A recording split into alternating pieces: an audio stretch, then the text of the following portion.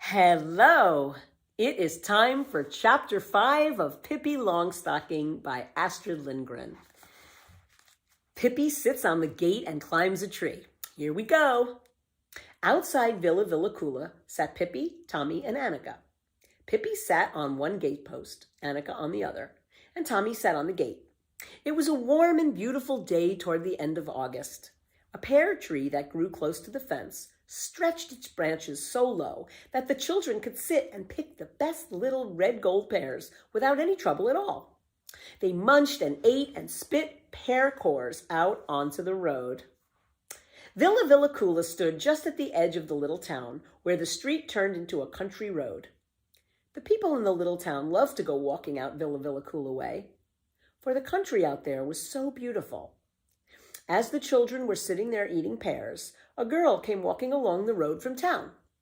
When she saw the children, she stopped and asked, "Have you seen my papa go by?" Said Pippi. "How did he look? Did he have blue eyes?" "Yes," said the girl. "Medium large? Not too tall? Not too short?" "Yes," said the girl. "Black hat and black shoes?" "Yes, exactly," said the girl eagerly. "No, that one we haven't seen," said Pippi decidedly. The girl looked crestfallen and went off without a word. "Wait a minute," shrieked Pippi after her. "Was he bald-headed?" "No, he certainly was not," said the girl crossly. "Lucky for him," said Pippi and spit out a pear core. The girl hurried away, but then Pippi shouted, "Did he have big ears that reach way down to his shoulders?" "No," said the girl and turned and came back, running back in amazement. "You don't mean to say that you have seen a man walk by with such big ears?"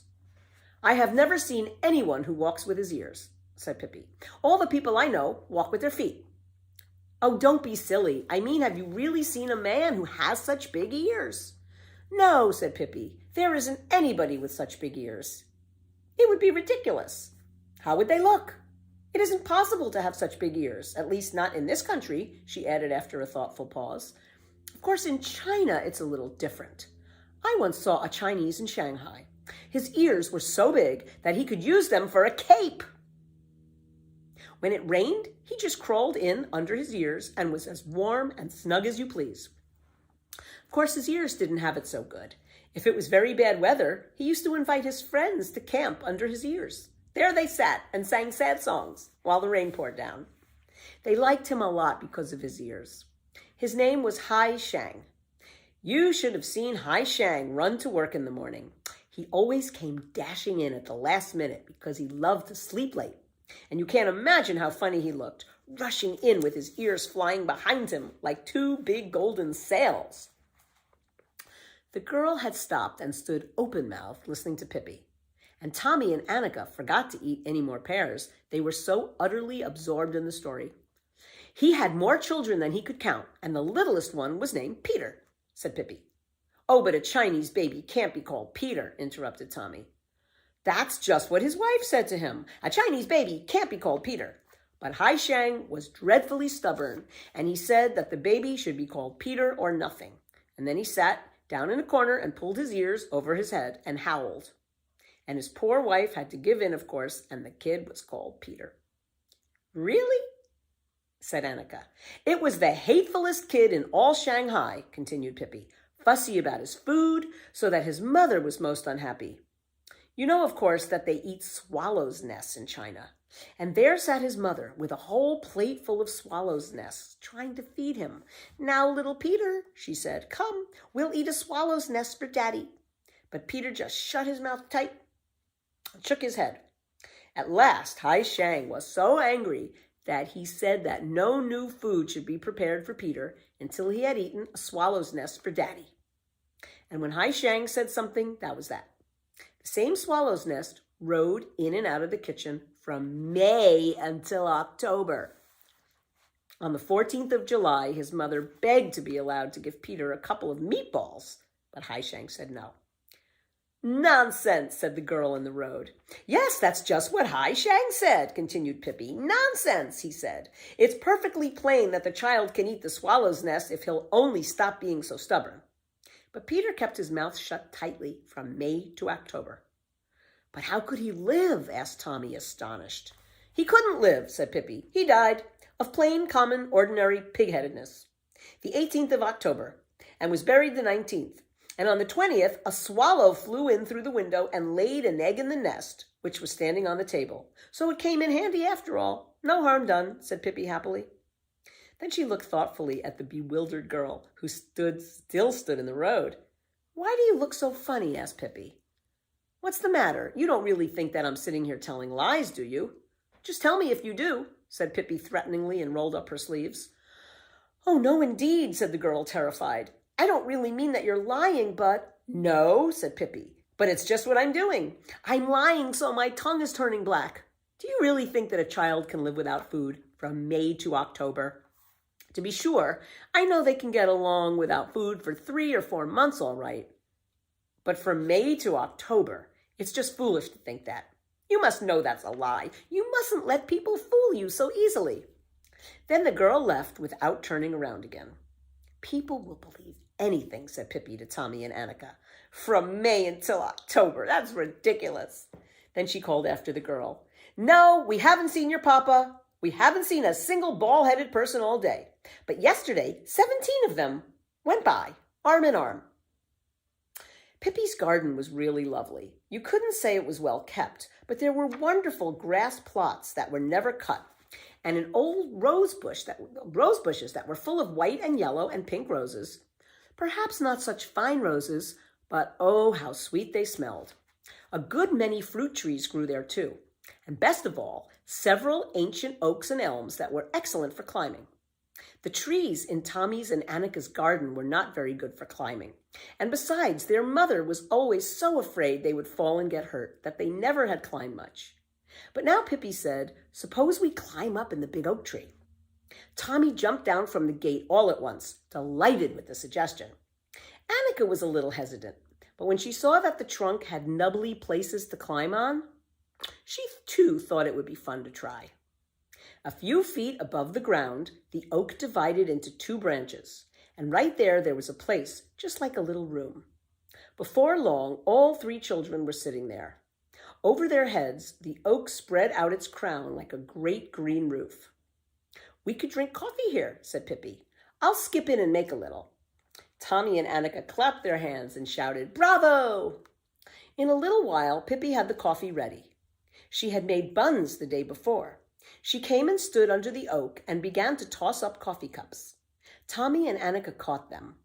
Only sometimes it was the oak that caught them, and so 2 cups were broken. Pippi ran in to get new ones. Next it was the buns' turn, and for a while the air was full of flying buns. At least they didn't break. At last Pippi climbed up with the coffee pot in one hand. She had cream in a little bottle in her pocket and sugar in a little box. Tommy and Annika thought coffee had never tasted so good before. They were not allowed to drink it every day, only when they were at a party. And now they were at a party. Annika spilled a little coffee in her lap. First it was warm and wet, then it was cold and wet, but that didn't matter to her. When they had finished, Pippi threw the cups down on the grass. I want to see how strong the china they make these days is, she said. Strangely enough, 1 cup and 3 saucers held together, and only the spout of the coffee pot broke off. Presently, Pippi decided to climb a little higher. Can you beat this? She cried suddenly. The tree is hollow. There in the trunk was a big hole, which the leaves had hidden from the children's sight. Oh, may I climb up and look too? Called Tommy. But there was no answer. Pippi, where are you? He cried, worried. Then they heard Pippi's voice. Not from above, but from way down below. It sounded as if it came from underground. I'm inside the tree. It is hollow clear down to the ground. If I peek out through the little crack, I can see the coffee pot outside on the grass. Oh, how will you get up again? Cried Annika. I'm never coming up, said Pippi. I'm going to stay here until I retire and get a pension. And you'll have to throw my food down through that hole up there 5 or 6 times a day. Annika began to cry. Why be sorry? Why complain? Said Pippi. You come down here too, and then we can play that we are pining away in a dungeon. Never in this world, said Annika, and to be on the safe side, she climbed right down out of the tree. Annika, I can see you through the crack, cried Pippi. Don't step on the coffee pot. It's an old, well-mannered coffee pot that never did anyone any harm. You can't help it that it doesn't have a spout any longer.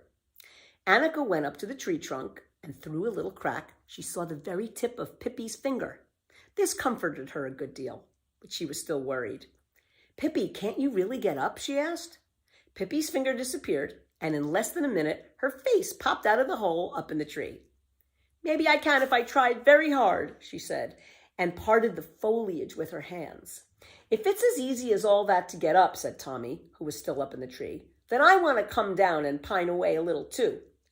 "Wait," said Pippi, "I think we'll get a ladder." She crawled out of the hole and hurried down the tree. Then she ran after a ladder, pushed it up the tree, and let it down into the hole. Tommy was wild to go down. It was difficult to climb to the hole because it was so high up, but Tommy was brave, and he wasn't afraid to climb down into the dark hollow in the trunk. Annika watched him disappear and wondered if she would ever see him again. She peeked in through the crack. "Annika," came Tommy's voice, "you can't imagine how wonderful it is here. You must come in too. It isn't the least bit dangerous when you have a ladder to climb on. If you only do it once, you'll never want to do anything else."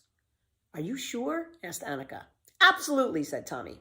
With trembling legs, Annika climbed up in the tree again, and Pippi helped her with the last hard bit. She drew back a little when she saw how dark it was in the tree trunk. But Pippi held her hand and kept encouraging her. "Don't be scared, Annika," she heard Tommy say from down below. "Now I can see your legs, and I'll certainly catch you if you fall." But Annika didn't fall. She reached Tommy safely, and a moment later Pippi followed. "Isn't it grand here?" said Tommy, and Annika had to admit that it was. It wasn't nearly so dark as she had thought, because light came in through the crack. She peeked through and announced that she too could see the coffee pot outside on the grass. "We'll have this for our secret hiding place," said Tommy. "Nobody will know that we're here, and if they should come and hunt around outside for us, we can see them through the crack, and we'll have a good laugh. If we can have a little stick and poke it out through the crack and tickle them, and then they'll think the place is haunted," said Pippi. At this idea, the children were so delighted that they hugged each other, all three. Then they heard the ding-dong. That meant the bell was ringing for dinner at Tommy's and Annika's house. "Oh, brother," said Tommy, "now we've got to go home, but we'll come over tomorrow as soon as we get back from school." "Do that," said Pippi. And so they climbed up the ladder, first Pippi, then Annika, and Tommy the last. And then they climbed down out of the tree, first Pippi, then Annika, and Tommy the last. And that's the end of chapter 5. Next, we'll read chapter 6, Pippi Arranges a Picnic. See you there.